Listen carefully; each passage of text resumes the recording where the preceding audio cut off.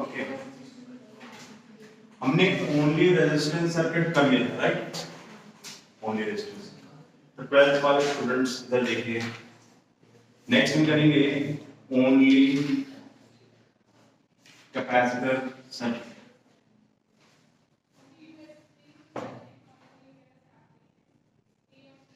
Only capacitor circuit. तो हम ये देखेंगे कि अगर सिर्फ कैपेसिटर होगा और ऑल्टरनेटिव वोल्टेज होगा, तो उस केस में हम क्या करेंगे?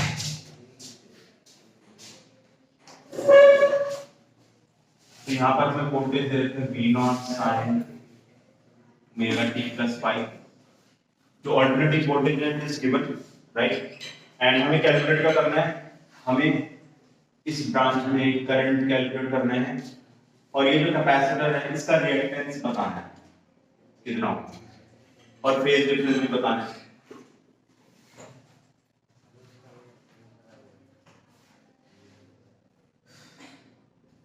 फेज डिफरेंस को हम डेल्टा फेज से रिप्रेजेंट करते हैं ना, तो ये तीन चीजें तो बतानी है।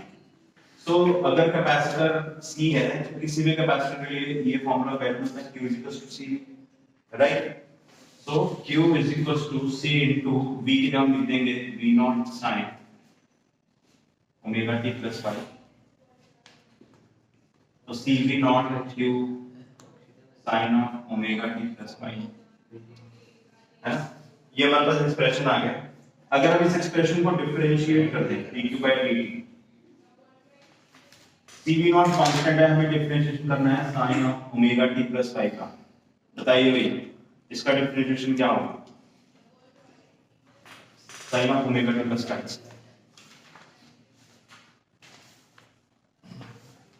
योगिता क्या करते हो? ये चश्मा लगाते हैं कि अच्छा नहीं है, आप चश्मा नहीं लगाते? ओके ठीक है। हाँ जी बताइए क्या डिफरेंशिएशन होगा?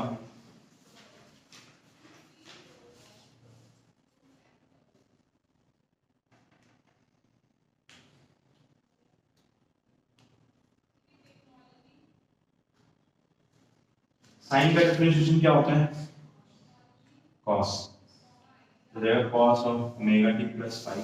लेकिन क्योंकि यहाँ पर जो हमारा वेरिएबल है t, इसकी पावर 1 है ना? और पावर 1 होती है तो जब हम चेन रूल लगाते हैं तो इसके साथ वाला जो होता है ना, जो भी है, ठीक है, ये मल्टीप्लाई हो जाता है। वैसे अगर पावर 1 ना भी हो, ठीक है, तो भी जो वेरिएबल के साथ जो भी फंक्शन होगा, ठीक है, वो यहाँ पर मल्टीप्लाई हो जाएगा, है ना? और अगर सही तरीके से देखना है कि भाई यहाँ पर एक्चुअली में चेन रूल लगेगा, ठीक है? चेन रूल में क्या होता है, जैसे ये साइन ऑफ दिस फंक्शन है तो साइन का डिफरेंशिएशन cos और ये पूरा फंक्शन एज इट इज, उसके बाद जो अंदर फंक्शन है उसका डिफरेंशिएशन हमें मल्टीप्लाई करना होता है। तो क्योंकि यहाँ पर लीनियर पावर है, आप इसको डिफरेंशिएशन करोगे तो ओमेगा हो जाएगा। सो करंट जो है ये हो जाएगा आपका c omega c v0 cos of omega t plus पाई। ये हमारा करंट का एक्सप्रेशन आ गया। इस ओमेगा c को मैं ऐसे भी लिख सकता हूँ 1 बाय ओमेगा c, ठीक है? ओमेगा c को अगर मैं नीचे लेके जाऊँ तो रेसिप्रोकल हो जाएगा वो cos of omega t plus पाई। अब देखिए v is equals to ix, ये फॉर्मूला मैंने आपको बताया था, where x is reactance, तो I is equals to किसके बराबर हो जाएगा? v upon x। तो अगर इस इक्वेशन को, इसको हम बोलते हैं इक्वेशन नंबर 1 और ये इक्वेशन नंबर 2, कंपेयरिंग 1 एंड 2, तो जो कैपेसिटेंस है उसकी जो रिएक्टेंस है ना, वो कितनी आई? देखो ये पूरा एक्सप्रेशन हमारा v है, this complete expression on numerator is v।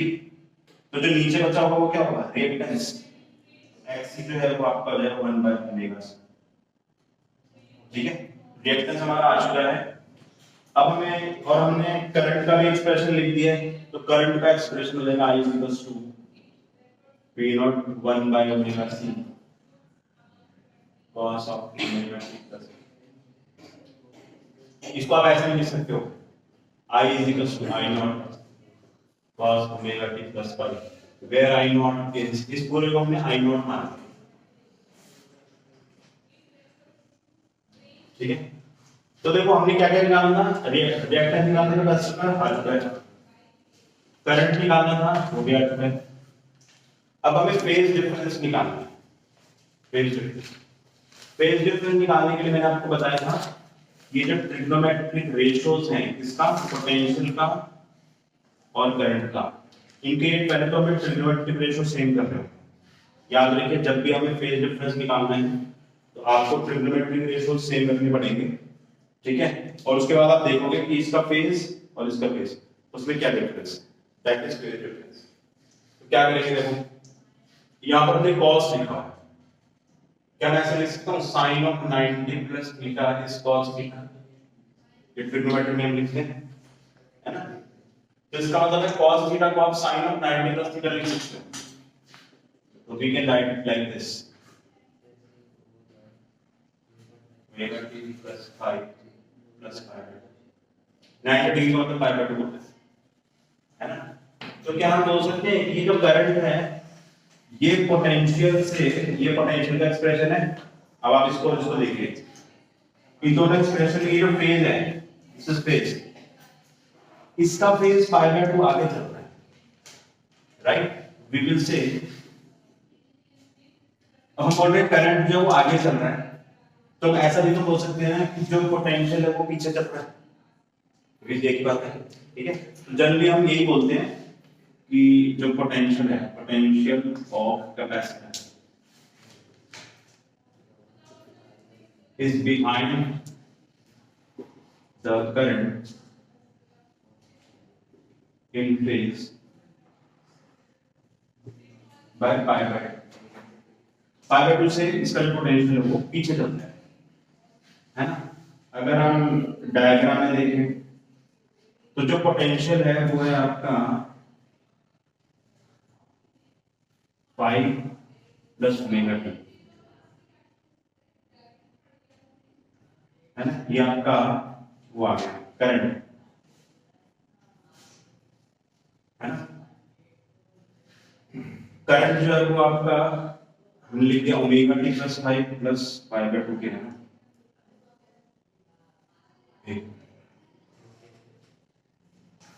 ऐसे है, yes, omega t plus 5 plus pi by 2, है ना। यहां पर करंट आ गया, ठीक है, और यहां पर आपका पोटेंशियल आ गया। तो आप देख सकते हो पोटेंशियल ऑफ द कैपेसिटर, ठीक है, वो करंट से पाई बाय 2 पीछे चल रहा है, राइट। तो आपको बुक्स में आपको ये डायग्राम मिलेगा, या फिर एक और तरीके से इसको ड्रॉ किया जाता है, करंट को रेफरेंस मानते हुए करंट से पीछे चल रहा है पोटेंशियल, तो ये VC हो गया and this behind the current by, तो ये भी हम डायग्राम ड्रॉ कर सकते हैं, both are phasor diagrams.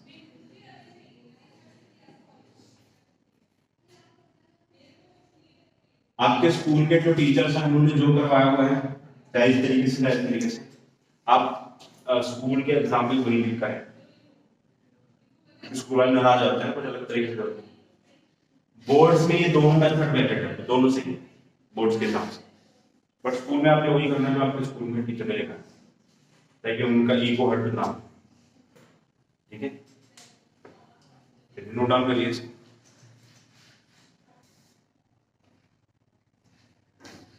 Next जब हम बात करेंगे ओनली इंडक्टर सर्किट, यानी कि अगर सिर्फ इंडक्टर होगा सर्किट में तो क्या होगा।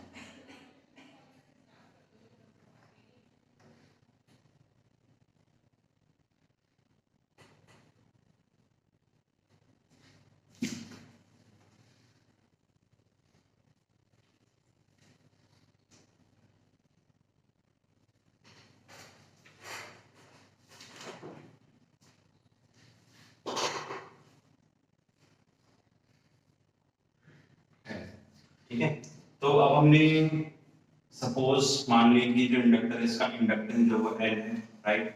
यहाँ पर हमें क्या क्या कैलकुलेट करना है, हमें यहाँ पर पोटेंशियल कैलकुलेट करना है, हमें यहाँ पर I दिया हुआ है, I equals to I naught sine omega t plus 5, ठीक है। करंट दे रखा है सर्किट में और पोटेंशियल कैलकुलेट करना है, और इस टॉपिक का नाम है ओनली इंडक्टर्स। तो करंट गिवन है, हमें V कैलकुलेट करना है, रिएक्टेंस ऑफ इंडक्टर बताना है एंड इनके बीच में फेज डिफरेंस बताना है। Phase difference between current and potential.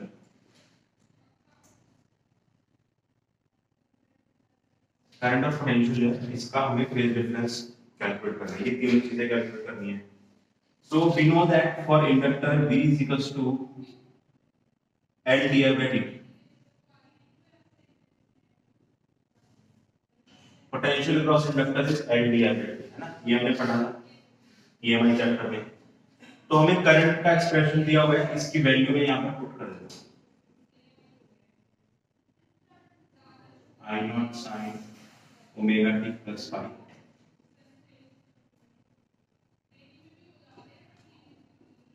ठीक है, तो अगर हमें इसको डिफरेंशिएट करना है, I naught जो है वो कांस्टेंट है, ठीक है, बाहर आ गया into I naught d by dt of sin of omega t plus phi। बताइए क्या डिफरेंशिएशन होगा इसका? साइन का डिफरेंशिएशन क्या होगा? cos, ठीक है।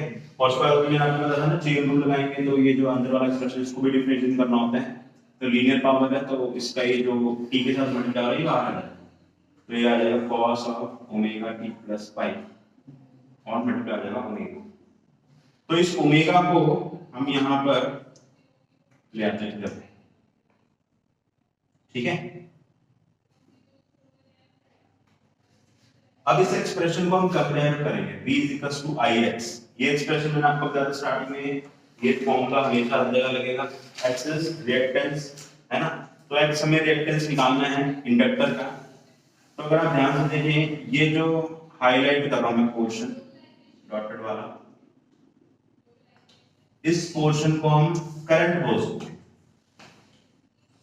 जाएगा I naught cos omega t plus पाई। तो ये पूरा जो एक्सप्रेशन है ये I है, ये x है और ये v है। तो जब हम इन दोनों इक्वेशंस को कंपेयर करेंगे, इसको बोलते हैं 1, उसको बोलते हैं 2, कंपेयरिंग 1 एंड 2, 1 और 2 कंपेयर करें तो x की वैल्यू मान आ चुकी है, यानी कि reactance of inductor is omega into L। तो इंडक्टर की भी रिएक्टेंस हमें पता लग चुकी है, ओमेगा इनटू L आएगी, राइट। तो एक काउंट हो गया हमारा, ये आ चुका है ना। v हम कैलकुलेट कर चुके हैं, है ना, v का जो एक्सप्रेशन ये आ चुका है हमारे पास। तो ये दोनों चीजें आ गई। अब हमें निकालना है phase difference between current and potential. Phase difference निकालने के लिए मैंने आपको बताया था, आपको ट्रिग्नोमेट्रिक रेशियो सेम रखने पड़ेंगे। तो जैसे यहाँ पर करंट है, करंट का ट्रिग्नोमेट्रिक रेशियो है sin, लेकिन पोटेंशियल का ट्रिग्नोमेट्रिक रेशियो cos है, आपको कन्वर्ट करना पड़ेगा। तो इस cos को sin में कन्वर्ट करना पड़ेगा, तो sin of 90 plus theta is cos theta. तो ये जो cos थीटा है इसको मैं लिखूंगा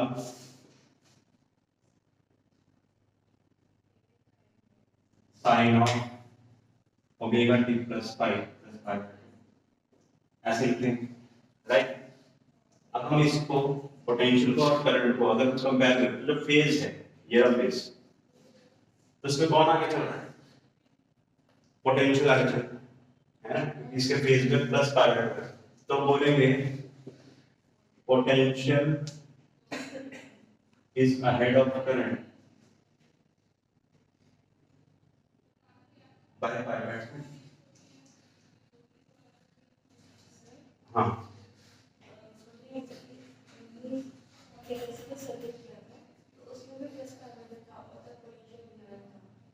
उसमें करंट आगे था, इसके पोटेंशियल आगे।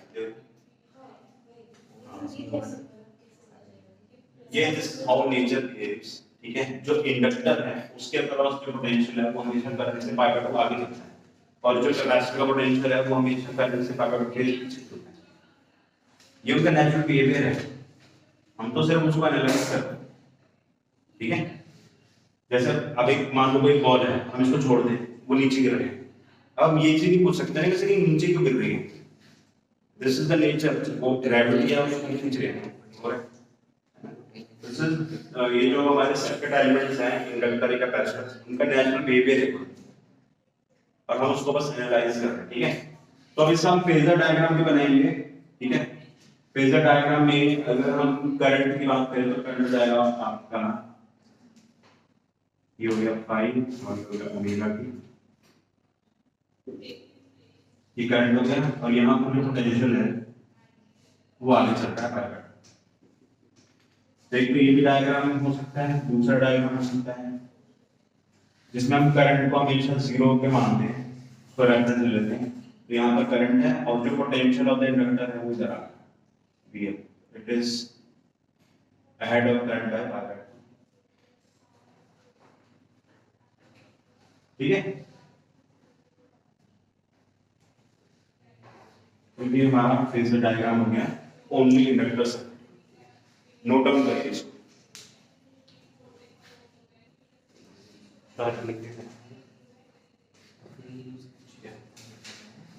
अब हम बात करेंगे, देखो हमने अब तीनों सर्किट एलिमेंट्स यानी कि इंडक्टर, कैपेसिटर और रेजिस्टेंस, तीनों का अलग अलग कैसे एनालिसिस करना है वो देखिएगा। अब हम बात करेंगे तो तीनों एक साथ होगा,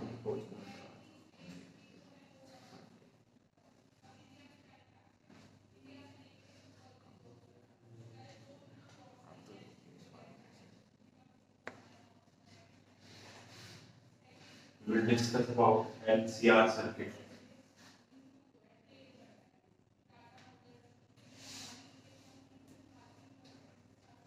LCR सर्किट जो है, ठीक है, इसमें भी क्या करना है, L, C और R तीनों का एनालिसिस करना है।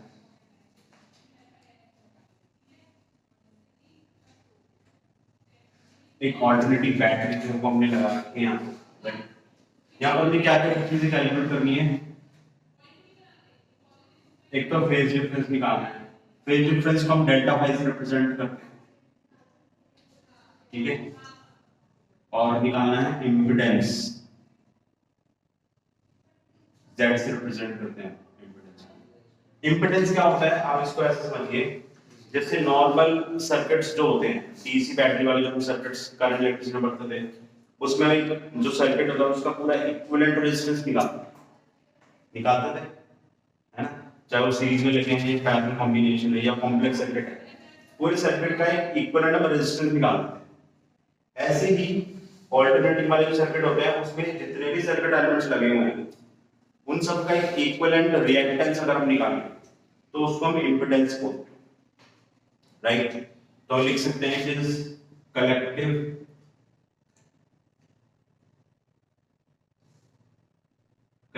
Reactance of complete circuit, complete alternating EMF circuit। तो एक तरीके से इक्विवेलेंट रेजिस्टेंस वाला ही कॉन्सेप्ट है, वही है, बस क्योंकि ये ऑल्टरनेटिंग में है तो उसको इक्विवेलेंट रेजिस्टेंस ना बोल के इक्विवेलेंट रिएक्टेंस, है ना, वो जो उसको हमने नाम दे दिया इम्पीडेंस, Z से इसको हम रिप्रेजेंट करते हैं। फेज डिफरेंस में करंट और उसके बीच में निकालना है। तो अगर इसका पोटेंशियल V है, इसके तरफ पोटेंशियल है VL, यानी कि इंडक्टर के क्रॉस, कैपेसिटर के क्रॉस VC है, इसके क्रॉस VR, ठीक है। तो जो हम नॉर्मल करंट इलेक्ट्रिसिटी सर्किट करते थे उसमें हम ऐसा लिख सकते थे भाई ये जो बैटरी का पोटेंशियल है, ठीक है, क्योंकि बैटरी ने तीनों पोटेंशियल दिया है, तो रेजिस्टेंस का पोटेंशियल प्लस इंडक्टर का प्लस इन तीनों का समझा तो उसके बाद होना चाहिए। लेकिन ऑल्टरनेटिव में हम ऐसे नहीं लिख सकते। क्यों नहीं लिख सकते?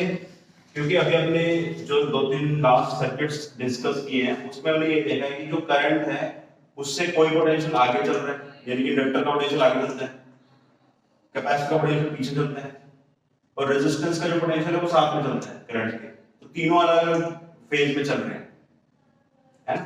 अलग अलग फेज का मतलब क्या हुआ, अगर दो एलिमेंट्स हैं, अगर वो सेम फेज में है तो इसका मतलब वो एक साथ चलेंगे लाइक दिस। डिफरेंट फेज में means they will move like this. अब वो तीनों ही अलग चल रहे हैं तो आप उनको डायरेक्टली ऐड नहीं कर सकते। तो ये एक्सप्रेशन आप डायरेक्टली नहीं लिख सकते ऑल्टरनेटिव करंट में, ठीक है। तो फिर क्या लिख सकते हैं, अगर फेज डिफरेंस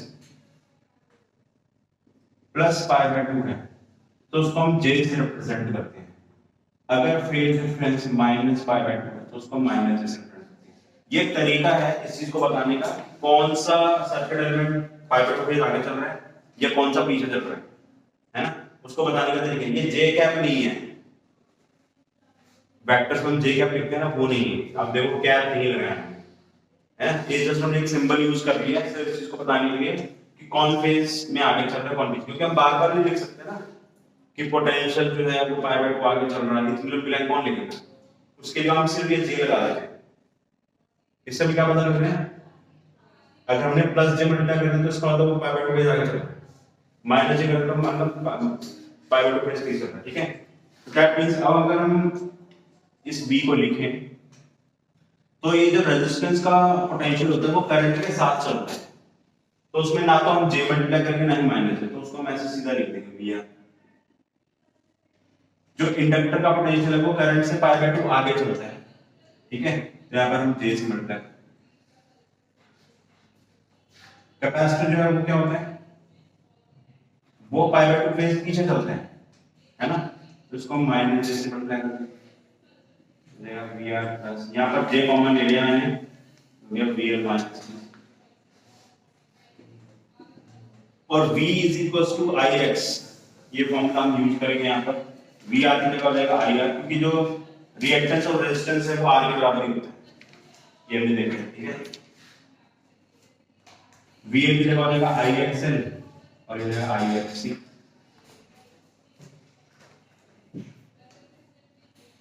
I कॉमन ले लिया अगर हमने तो अंदर बचा R plus J XL minus X। ठीक है, अब मैं XL और XC की वैल्यू पुट कर रहा हूं। XL भी हमने डिराइव किया था ओमेगा, ये आ गया ओमेगा C।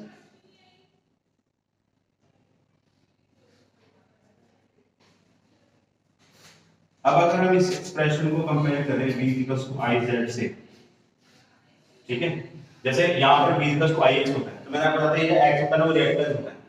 अब किसका रिएक्टेंस होगा, अगर सिंगल एलिमेंट है तो उस एलिमेंट का होगा रिएक्टेंस, अगर पूरा सर्किट है तो उस पूरे सर्किट का रिएक्टेंस होगा कंबाइंड वाला।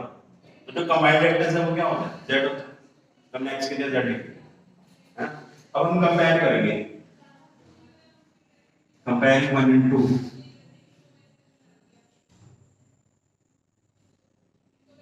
अगर आप 1 और 2 को कंपेयर करोगे, ठीक है, तो ये पूरा एक्सप्रेशन, ठीक है, Z के बराबर होना चाहिए, है ना।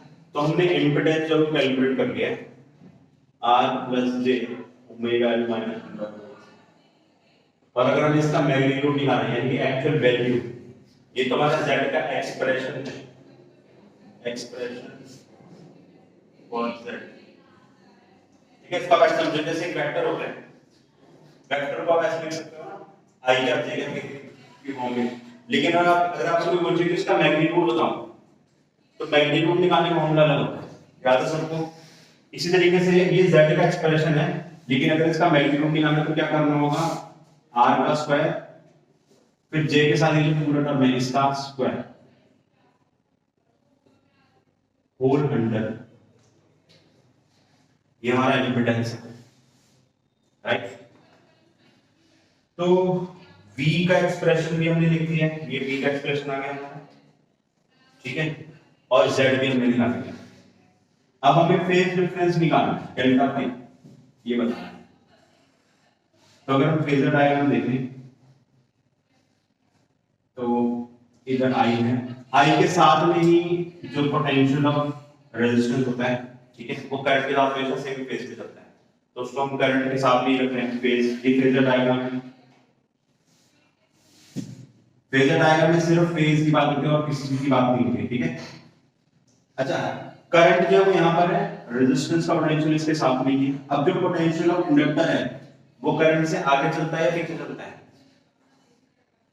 अभी हमने जो लास्ट 2 सर्किट्स किए हैं उसके अकॉर्डिंग जो इंडक्टर का पोटेंशियल है वो आगे चलता है, तो हम ये बनाते हैं VA, ठीक है। अच्छा, कैपेसिटर का जो पोटेंशियल है वो क्या चलता है, पीछे चलता है, पाई बाय 2 पीछे चलता है, उसको नीचे बना देंगे। ये पॉजिटिव है, ये नेगेटिव है, तो ये दोनों सब्ट्रैक्ट होंगे, ठीक है। सब्ट्रैक्ट होंगे, ठीक है, और सब्ट्रैक्ट होने के बाद अगर मैं ये वाला एक्सप्रेशन लिखूं तो ये VL माइनस BC है ना, ये वाला, ये VL माइनस BC को मैं यहां पर भी लिख सकता हूं।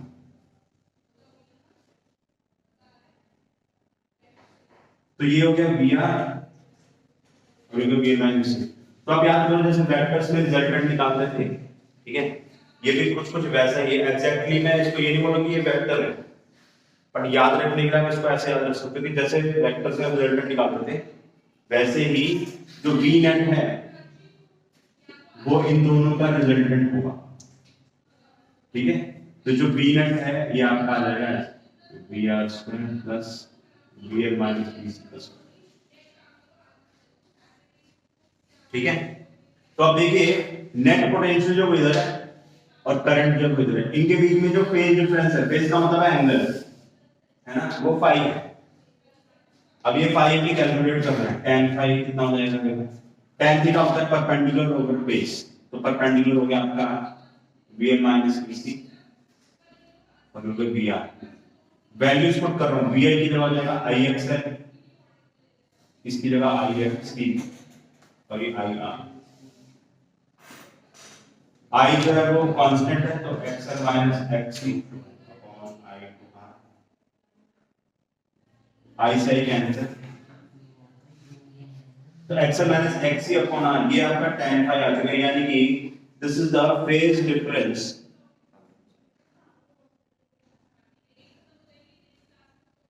between current and potential,